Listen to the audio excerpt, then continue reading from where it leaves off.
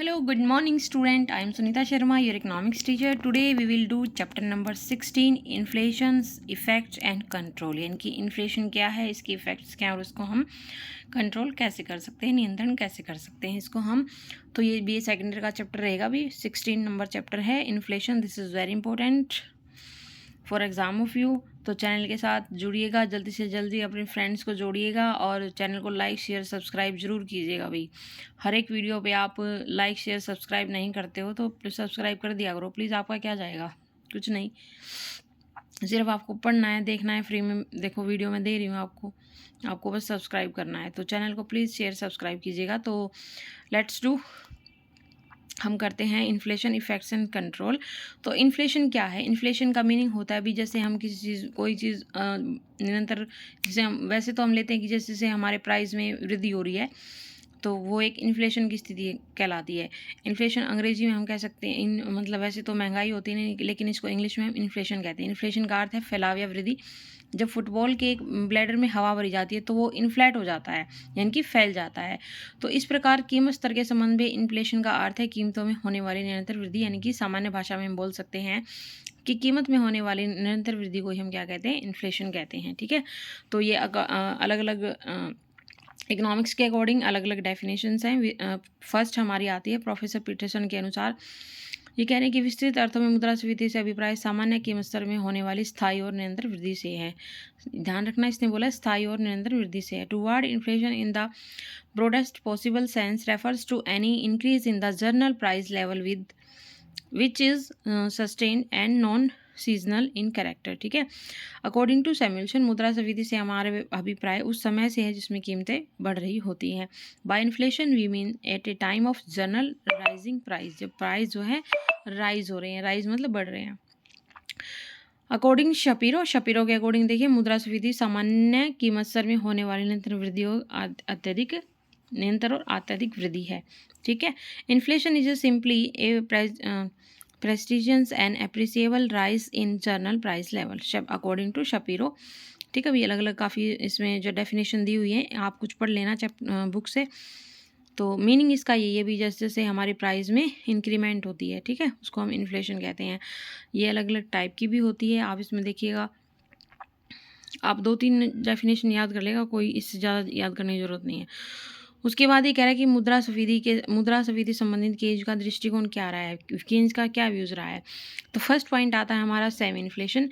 Semi inflation के क्या मतलब है? सेमी मतलब हाफ, ठीक है, अर्ध मुद्रास्फीति। ये कह रहा है कि पूर्ण रोजगार से पूर्व मुद्रा की मात्रा में वृद्धि होने से रोजगार एवं उत्पादन की मात्रा में कुछ वृद्धि होती है, यानी कि पूरी तरह से वृद्धि नहीं होती है, कुछ वृद्धि होती है। यानी कि पूर्णतः कीमत स्तर में होने वाली वृद्धि जो हमारी कीमतों में वृद्धि की मात्रा में हुई वृद्धि के अनुपात में नहीं होती है। ठीक है, यानी कि प्राइस में अगर हम 6% की इंक्रीमेंट करते हैं तो उत्पादन में उतना इंक्रीमेंट नहीं होता है, यानी कि उत्पादन की रेशो के अकॉर्डिंग जो है कीमत में वृद्धि नहीं हो रही, तो उसको हम क्या कहेंगे, सेमी इन्फ्लेशन। ठीक है, उसके बाद आती है खुली या पूर्ण मुद्रास्फीति। खुली या पूर्ण मुद्रास्फीति वह मुद्रास्फीति है जिसमें पूर्ण रूप से कीमतों में वृद्धि होती है। ठीक है, कह रहा है कि पूर्ण रोजगार स्तर पर पहुंचने के पश्चात मुद्रा की मात्रा में वृद्धि के परिणाम स्वरूप कीमतों में जो वृद्धि होती है उसे क्या कहते हैं, खुली या वास्तविक निरपेक्ष मुद्रास्फीति। ठीक है, वास्तविक मुद्रास्फीति तब होती है जब वर्तमान कीमतों के आधार पर पूर्ण रोजगार की अवस्था में उपभोग और पूंजीगत पदार्थों के लिए प्रभावपूर्ण मांग कुल उत्पादन के मूल्य से बढ़ जाती है। ठीक है, यानी कि पूर्ण रोजगार की स्थिति प्राप्त होने के बाद जो है हमारा प्राइस लेवल लगातार इंक्रीमेंट हो रहा है, तो वो हमारी क्या होती है, खुली और पूर्णतः मुद्रास्फीति। ठीक है, उसके बाद देखिए ये एक डायग्राम है, इसमें दिखाया गया है कि पहले देखो हमारा सेमी इन्फ्लेशन है, ये ओ पॉइंट पर हमने लिया है, ओ वाई एक्सिस पर लिया है आउटपुट एंड प्राइजेस। जैसे जैसे प्राइस आउटपुट बढ़ रहा है, प्राइस बढ़ रहा है और मनी की सप्लाई भी बढ़ रही है। तो जो मनी की सप्लाई जैसे होती है तो ये देखो हमारा सेमी इन्फ्लेशन है, यहाँ पर हमारा प्राइस बढ़ना शुरू हो जाता है आउटपुट के साथ, मनी की सप्लाई के साथ। उसके बाद ये इक्विवेलेंट पॉइंट आता है, जितना आउटपुट है उतने हमारी सप्लाई है। ठीक है, प्राइस जितना है। उसके बाद एक देखो हाँ फुल इन्फ्लेशन हो रहा है यहाँ पर। ठीक है, ये हमारी जो है एक प्राइस लाइन है बन गई है। ठीक है, P1 P2 और ये ऊपर तक जा रही है। इसका मतलब क्या है, ये इन्फ्लेशन धीरे धीरे और बढ़ रहा है फुल एम्प्लॉयमेंट के बाद भी। ठीक है,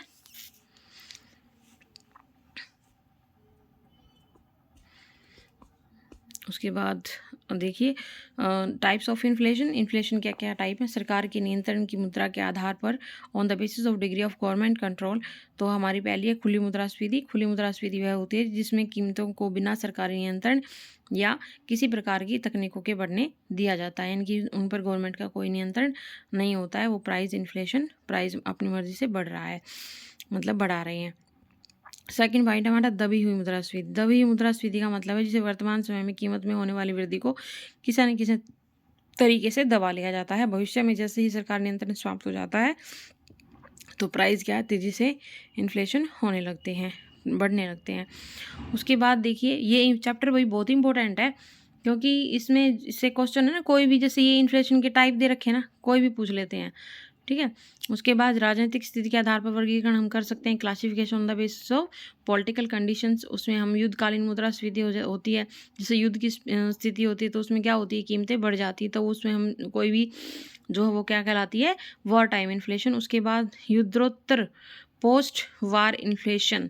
पोस्ट मतलब बाद में, तो उसके बाद जैसे हम युद्ध होता है तो उसमें हमारा क्या है, बहुत सारी जो हवा मतलब मशीनें हैं नष्ट हो जाती हैं, जो हमारा सामाजिक जो व्यय होता है नष्ट हो जाती है, सामाजिक चीज़ें जैसे रेलवे लाइन है, जहाज है, इस तरह की चीज़ें नष्ट हो जाती है। उसके बाद जो सरकार को, गवर्नमेंट को जो है खर्चा करना पड़ता है, तो क्या होता है, सप्लाई कम हो जाती है, तो उसके लिए इन्फ्लेशन की स्थिति पैदा हो जाती है, ठीक है। नेक्स्ट हमारा शांतिकालीन मुद्रास्फीति, peace time inflation. Peace time inflation से हमारा जो है अभिप्राय उससे है जो का ये कह रहा है कि अविकसित देशों को आर्थिक नियोजन एवं विकास के कार्यक्रमों के लिए अत्यधिक साधनों की जरूरत होती है, ठीक है। क्योंकि सरकार इसलिए सरकार को जो है, गवर्नमेंट को जो घाटे की व्यवस्था अपनानी पड़ती है और फलस्वरूप कीमतों में वृद्धि होती है, उसे शांतिकालीन मुद्रास्फीति कहा जाता है। जब भी हमारे पास जो है युद्ध के लिए या मशीन्स जो है खरीदनी पड़ती है, दूसरे देशों से हमें इम्पोर्ट करना पड़ता है, तो उसके लिए हमें खर्च करना पड़ेगा, तो वो क्या कहलाती है, शांतिकालीन मुद्रास्फीति। मतलब देश में शांति बनाए के रखने के लिए जो चीज़ें हम इम्पोर्ट करते हैं उससे जो महंगाई बढ़ती है। उसके बाद कह रहा है गति के आधार पर। गति के आधार पर देखो, रेंगती हुई मुद्रास्फीति। रेंगती हुई जैसे क्या है, जब रेंगता मतलब कोई चीज़ बहुत धीरे धीरे स्लोली उसमें इन्फ्लेशन होता है, धीरे धीरे मूवमेंट होता है, तो उसको हम क्या कहते हैं, क्रीपिंग इन्फ्लेशन। रेंगती हुई मुद्रास्फीति उस समय होती है जब कीमतों में वृद्धि धीरे धीरे हो, ठीक है। उसके बाद नेक्स्ट हमारी चलती हुई मुद्रास्फीति। जब चलती हुई मुद्रास्फीति मतलब वॉकिंग इन्फ्लेशन। वॉकिंग मतलब जब हम लगातार चलते जा रहे हैं, रुकते नहीं है, धीरे धीरे उसमें वृद्धि हो रही है, तो वह आती है मुद्रास्फीति, मात्रा में कुछ तेजी आती चली जाती है। उसके बाद है दौड़ती हुई, रनिंग। रनिंग मतलब बहुत तेजी से वृद्धि हो रही है, ठीक है। कीमतों में वृद्धि की गति अत्यधिक तीव्र हो जाती है और थोड़े समय में कीमतों में प्राप्त मात्रा में वृद्धि हो जाती है, उसे हम क्या कहते हैं, दौड़ती मुद्रास्फीति। ये ध्यान से याद कर लेना भाई, this is very important chapter. और ये जो टाइप्स हैं ये आप से कहीं भी इंटरव्यू में पूछे जा सकते हैं। सरपट दौड़ती हुई मुद्रास्फीति की मुद्रास्फीति, ठीक है। मुद्रास्फीति एक ऐसी अवस्था है जिसमें कीमतों में अप्रत्याशित तीव्र गति से वृद्धि होती है। मतलब अप्रत्याशित मतलब जो हम सोच भी नहीं सकते हैं। ये कह रहा है कि इसमें कीमतों में को जो है आसमान को छूने लगती है, जैसा कि आजकल चल रहा है। इस अवस्था में मुद्रास्फीति का भयंकर राक्षस कहते हैं, हाइडर हेडेड मोनेस्टर ऑफ इन्फ्लेशन, ठीक है। जो आज के दिनों में चल रही है जो हमारी इन्फ्लेशन है, गोल्ड का रेट देख लो 60 के पार पहुंच गया है। और वैसे भी आप किसी चीज़ में देख सकते हैं कि इन्फ्लेशन आजकल बहुत ज़्यादा है, ठीक है, मोदी के राज में। उसके बाद देखो ये एक डायग्राम के थ्रू दिखाया हुआ है भाई, ठीक है। ये हमारी जो है दौड़ती मुद्रास्फीति है, ये रनिंग है, और ये वॉकिंग है, धीरे धीरे धीरे धीरे चल रही है। क्रीपिंग मतलब बहुत स्लोली तक ऊपर पहुंच रही है, ठीक है, ओके।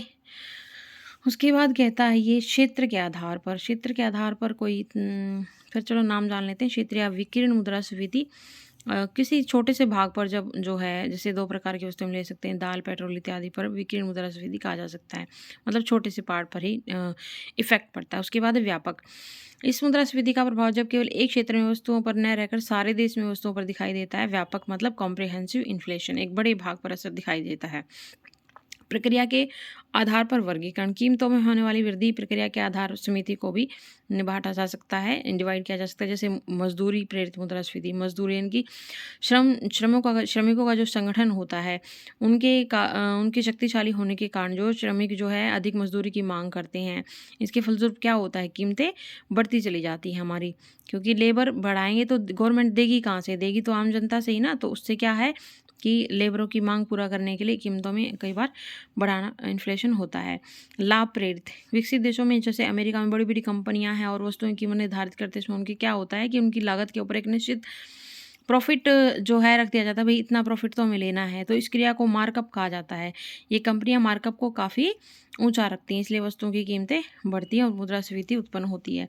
उसके बाद है घाटा प्रेरित मुद्रास्फीति। ठीक है, ये उस समय उत्पन्न होती है जब घाटे की वित्त व्यवस्था के फलस्वरूप मुद्रा की पूर्ति बढ़ जाती है। ठीक है, जैसे युद्धकालीन स्थिति में होता है, जो वस्तुएं जो है खरीदनी पड़ती हैं, सप्लाई कम हो जाती है, तो उससे क्या होता है कहीं और से इम्पोर्ट करना पड़ता है, तो उससे क्या कीमतें बढ़ती हैं। ओके, उसके बाद हमारी एक रहेगी अवरोध मुद्रास्फीति। अवरोध क्या है कि जैसे जैसे भाई बेरोजगारी बढ़ रही है, दूसरी ओर कीमतों में वृद्धि हो रही है, और साधारणतः मुद्रा स्थिति में एक और कीमतों में वृद्धि होती है और दूसरे उत्पादन में रोजगार में वृद्धि हो रही है, उससे कहते हैं अवरोध गति मुद्रास्फीति। ठीक है, एक नई प्रकार की स्थिति उत्पन्न हो जाती है। एक और तो देशों में मांग कम होने के कारण उत्पादन कम हो रहा है, दूसरी ओर क्या हो रही है, बेरोजगारी बढ़ रही है। तो उससे क्या होगा, बेरोजगारी बढ़ रही है, मांग कम हो रही है, होती हुई नजर आ रही है, तो कीमतों में तेजी से वृद्धि हो रही है। ठीक है, होनी थी चाहिए कमी कीमतों में, लेकिन उससे क्या हो, लेकिन इफेक्ट दूसरा पड़ रहा है, कीमतों में वृद्धि हो रही है, तो उसको हम क्या कहेंगे, अवरोध गति मुद्रास्फीति। ओके, तो ये थे अलग अलग टाइप्स और डेफिनेशंस चैप्टर में, काफ़ी इम्पोर्टेंट था ये भाई। ठीक है, इसमें जो है आगे चलते हैं हम, तो इसमें कॉजेज ऑफ इन्फ्लेशन देखते हैं क्या है। फर्स्ट हमारा है डिमांड साइड, सार्वजनिक व्यय में वृद्धि करने से भी, जैसे गवर्नमेंट जो है सामाजिक कल्याण के लिए वृद्धि करती है, लेकिन जो है पब्लिक उतना पे नहीं कर पाती, तो क्या करती है गवर्नमेंट, जो है इन्फ्लेशन की स्थिति आती है, प्राइस बढ़ा देती है। तो घाटे की व्यवस्था, पहले ही बताया था कि भी घाटे की व्यवस्था को पूरा करने के लिए, जैसे युद्ध के बाद जो है बहुत सारी खर्चा जो है गवर्नमेंट को करना पड़ता है चीज़ों को स्टेबल करने के लिए, उससे भी जो है प्राइस इंक्रीमेंट होती है। फिर कहता है चीप मॉनेटरी पॉलिसी, जो हमारी मॉनेटरी पॉलिसी है, मौद्रिक साख मुद्रा को नियंत्रण करने की जो नीति, तो उसमें क्या है, उसकी सप्लाई में वृद्धि होती है तो भी वस्तुओं एवं सेवाओं की मांग बढ़ती है, और पूर्ति उस अनुपात में नहीं होती है। अगर पूर्ति कम हो तो ऑब्वियस सी बात है कि भी हमारे इन्फ्लेशन की स्थिति उत्पन्न होगी ही होगी, उससे कीमतों में भारी वृद्धि होती है। व्यय योग्य आय में वृद्धि, यदि हम उपभोक्ताओं की व्यय योग्य आय में वृद्धि करते हैं तो व्यय योग्य आय में वृद्धि के कारण जो वस्तु की मांग में वृद्धि होती है, और जब कुछ लोग अधिक वस्तु एवं सेवाओं का उपभोग करने के जीवन स्तर अपना ऊंचा करते हैं, तो इससे क्या होगा, एक प्रदर्शन इफेक्ट पड़ता है, डोमेस्टेशन इफेक्ट पड़ता है, तो दूसरे लोग भी उसका अनुसरण करते हैं। यदि उनकी आय कम है तो अपनी पिछली बचत का क्या करेंगे, उपभोग कर देंगे, तो इसके फलस्वरूप मांग जो है बढ़ेगी, और मांग बढ़ेगी तो पूर्ति की तुलना में मांग में वृद्धि होगी, इससे क्या होगा, कीमतें बढ़ेगी। ये डोमेस्टेशन इफेक्ट जो है ना भाई, ये बहुत बार जो एग्जाम में पूछ लेते हैं। ठीक है, उसके बाद ब्लैक मनी। ब्लैक मनी क्या होता है, जिस पर हम टैक्स पे नहीं करते हैं, जो लोगों को मतलब कुछ लोग चोरी से कमाते हैं या अपना बचा कर रखते हैं, छिपा कर रखते हैं, तो भी ये ब्लैक मनी तो एक बहुत बड़ा रीज़न है कीमतों में वृद्धि होने का। ठीक है, उसके बाद है निवेश में वृद्धि। मुद्रास्फीति का महत्वपूर्ण कारण क्या है, निवेश में होने वाली वृद्धि है। जब फर्मों को अधिक लाभ प्राप्त होने की आशा होती है तो निवेश की मात्रा को अत्यधिक बढ़ा देती है। इससे क्या होता है, पूंजी का विस्तार होता है, और निवेश की मात्रा में वृद्धि होने के कारण पूंजीगत वस्तुओं की जो है हमारी कीमतें बढ़ने लगती हैं, और इसका कारण क्या होता है, कीमतों में वृद्धि। करों में कमी, यदि सरकार जब टैक्स में कमी कर देती है तो उससे क्या करते हैं, लोगों की वास्तविक मौद्रिक आय में वृद्धि होती है, और वृद्धि होने के कारण प्रभावपूर्ण मांग में जो है प्रभाव पड़ता है। ये भी यहाँ पर केन्स की बात आ गई, इफेक्टिव डिमांड। ठीक है, केन्स ने बहुत अच्छे से डिफाइन किया है इसको, आप मेरे वीडियो में दूसरे चैप्टर में जाकर देखिएगा जो मैंने केन्स का करवाया है। ठीक है, तो उसमें ये पूरे अच्छे से डिफाइन किया हुआ है इस पॉइंट को। इसके अतिरिक्त जो है क्रय शक्ति द्वारा लोगों को अधिक वस्तुओं की मांग करते हैं, और फिर उसके फलस्वरूप क्या होता है, कीमतें बढ़ती हैं। उसके बाद आता है हमारा क्या रीज़न है दूसरा, सार्वजनिक ऋण में कमी। सार्वजनिक ऋण में अगर हम कमी करते हैं तो जनता के पास जो है ऋण है, ऋण को वापस, जो जनता के पास ऋण को वापस कर देती है, तो ऐसी दिशा में जनता के पास अधिक क्रय शक्ति बनती है, और इससे क्या होगा, वस्तुओं और सेवाओं की मांग जो है बढ़ेगी, और मांग बढ़ेगी तो पूर्ति में कमी आएगी, और इसके फलस्वरूप क्या होगा, कीमतें बढ़नी शुरू हो जाएंगी। जनसंख्या में वृद्धि होने के कारण भी जो है इतनी पूर्ति नहीं हो पाती वस्तुओं की, जितने धीरे धीरे इंक्रीमेंट हो रहा है वस्तुओं में, तो हमारा क्या कहलाता है भाई, ये जनसंख्या में वृद्धि के कारण भी इन्फ्लेशन में होता है। उसके बाद निर्यात में वृद्धि। निर्यात अगर हम ज़्यादा करते हैं तो इसके फलस्वरूप क्या होगा इसमें जो दो रीजन होते हैं, एक तो निर्यात में वृद्धि होने के कारण लोगों की आय में वृद्धि होती है और वस्तुओं सेवाओं की अधिक मांग करते हैं। दूसरा क्या है, जब कीमतों में वृद्धि होने लगती है तो जो उपभोक्ता वस्तुओं को अधिक निर्यात होने के कारण देश में उनकी पूर्ति कम हो जाती है, जिससे कीमतों में वृद्धि होती है। ठीक है, उसके बाद हमारा आता है भाई सप्लाई साइड। सप्लाई साइड में भी ये पॉइंट आएंगे, उत्पादन में कमी, कृत्रिम प्रभाव, सरकार की कर नीति, खाद्यान्न में कमी, औद्योगिक झगड़े, तकनीक परिवर्तन, ये सब जो रीज़न किसके हैं भाई, इन्फ्लेशन के हैं। ठीक है, कॉजेज ऑफ इन्फ्लेशन है। तो नेक्स्ट पॉइंट आता है हमारा कच्चे माल की कमी के कारण भी इन्फ्लेशन में वृद्धि होती है। प्राकृतिक विपदाएं आती हैं, उनको दूर करने के लिए जो है गवर्नमेंट खर्च करती है। जैसे भूकंप है, बाढ़ है, सूखा है, किसी भी देश में आ जाता है तो उनकी हेल्प करनी होती है। उससे के कारण भी जो अपने देश में यानी कि अगर हो सकता है मान लीजिए हमारी कंट्री में विपदाएं आती है तो उनको भी दूर करने के लिए जो इनको हम नेचुरल क्लाइमेट्स का नाम दिया गया है, तो इनके कारण भी जो कीमतों में वृद्धि होती है। युद्ध के समय तो उपभोग जो वस्तुओं का काफ़ी उत्पादन में कमी आ जाती है, और क्योंकि साधनों का प्रयोग युद्ध की सामग्री को उत्पादन करने में लग जाता है तो कीमतें जो है बढ़ती हैं। उसके बाद आता है हमारा इंटरनेशनल कॉजेज़। ठीक है, इंटरनेशनल कॉजेज में क्या है, एक देश के साथ व्यापारिक संबंध होते हैं और किसी एक देश में कीमतों में वृद्धि होने के कारण जो सहानुभूति प्रभाव, सिंपैथेटिक इफेक्ट जो अन्य देशों की कीमतों पर पड़ता है, जिससे क्या है कीमतें बढ़ने लगती हैं। जैसे हमारे देश में फ़िलहाल जो है पेट्रोल में काफ़ी वृद्धि हो रही कीमतों में, तो इसका इफेक्ट सभी देश में लगातार जो है सभी देशों में कीमत बढ़ रही है, इन्फ्लेशन हो रहा है। सरकार की जो औद्योगिक पॉलिसी भी है उनका भी इफेक्ट पड़ता है भाई मुद्रा पर। ठीक है, तो जो इसके लिए जो औद्योगिक नीति प्रतिबंधात्मक है तो इसका क्या है, हमारी सप्लाई पर विपरीत प्रभाव पड़ेगा।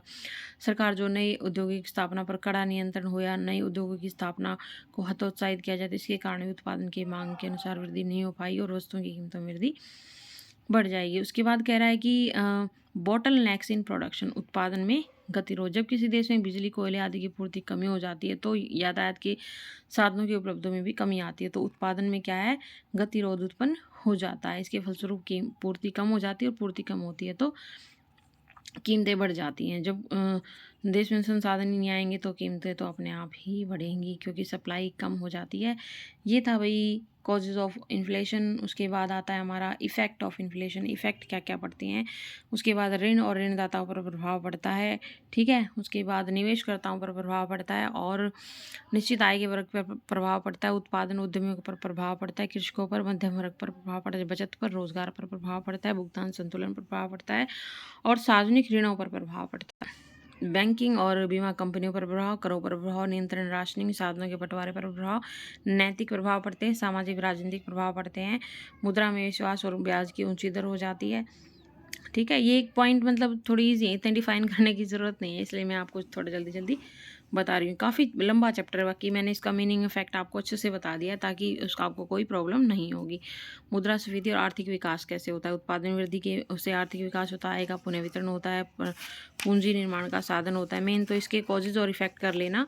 ठीक है, वही एग्जाम में ज़्यादातर पूछे जाते हैं, फिर भी जो है पता होना चाहिए भाई उसके प्रतिकूल प्रभाव क्या है। एक तो अनसर्टेनिटी है और बचत पर प्रतिकूल प्रभाव पड़ता है, अन्यायपूर्ण जो है और विलासिता उपभोग में वृद्धि होती है, भुगतान शेष का असंतुलन होता है, अधिक मुद्रास्फीति की संभावना होती है। ये तो हमने उसमें भी कर ली थी क्या क्या इफेक्ट हैं। अब कह रहा है कि मुद्रा को नियंत्रित करने की क्या क्या उपाय हैं। उपाय देखो, सबसे पहला हमारा मॉनेटरी मेजर लेकर चलता है। मॉनेटरी से क्या होता है, हमारा मुद्रा की पूर्ति पर नियंत्रण करने को हम रोक सकते हैं। फर्स्ट है हमारा मुद्रा की मात्रा पर नियंत्रण, सेकेंड है साख पर नियंत्रण करके, पुरानी करेंसियों का विमुद्रीकरण करके। जब मुद्रा स्फीति खतरनाक अवस्था में पहुंच जाती है तो सरकार क्या करती है, पुरानी मुद्रा समाप्त करके नई मुद्रा चला देती है। सरकार कुछ निश्चित समय पुरानी मुद्रा की कुछ निश्चित मात्रा को नई मुद्रा में बदलने की अनुमति देती है, जैसे अभी किया था 2000 के नोट जो बंद कर दिए और पीछे जो 1000 का नोट बंद कर दिया था। तो ये इस तरह की आप स्थिति देख सकते हैं। नेक्स्ट है हमारा राजकोषीय उपाय। राजकोषीय मतलब फिक्सल मेजर। फिक्सल मेजर में हमारा आता है सार्वजनिक व्यय में कमी करके। ठीक है, सार्वजनिक व्यय पर ज़्यादा वृद्धि न करें तो उससे भी हम इन्फ्लेशन को रोक सकते हैं। उसके बाद सार्वजनिक ऋणों में वृद्धि करके, ऋणों व्यय को कम करने के लिए आवश्यक है कि निजी क्षेत्र में ऋणों के रूप में रुपया एकत्रित कर लिया जाए और उससे जो है बॉन्ड्स के माध्यम से किया जा सकता है। पुराने ऋणों को चुकाने में जो विलम्ब करती है उसको रोकना चाहिए। अपने जो ऋण हैं जल्दी कुछ समय के लिए स्थगित कर देना चाहिए ताकि क्रय शक्ति लोगों के हाथ में न आए। करों में वृद्धि करें, मुद्रा का अति मूल्यन ना करें कि मुद्रा के अवमूल्यन से जो है मुद्रास्फीति बढ़ती है और मुद्रास्फीति को कम करने के लिए मुद्रा का अवमूल्यन करना चाहिए। इसके परिणाम आयात बढ़ेंगे और निर्यात कम हो जाएंगे। ठीक है, घाटे की व्यवस्था में कमी जो है घाटे मुद्रास्फीति को रोकने के लिए सरकार को घाटे की व्यवस्था को कम करना चाहिए, क्योंकि इसीलिए सरकार को अनावश्यक खर्चे जो है कम करने होंगे। अनावश्यक खर्चे कम करने होंगे तो हमारे पास जो है इनकम बढ़ेगी और इनकम बढ़ेगी तो जो हमारा जो बजट जो संतुलन में आ जाएगा। अदर उपाय में देख सकते हैं आप उत्पादन में वृद्धि, उचित व्यापारिक नीति, उचित विशेष नीति, कीमत नियंत्रण, राशन व्यवस्था, बचत को प्रोत्साहन। तो भाई this is chapter is complete, this chapter is complete. और चैनल को लाइक शेयर सब्सक्राइब ज़रूर कीजिएगा, चैनल पर बने रहिएगा। ठीक है, कोशिश करो कि मेरे चैनल पर जो है सब्सक्राइब मिलियन में हो जाए। ठीक है, थैंक यू डियर स्टूडेंट, साथ दीजिएगा मेरा।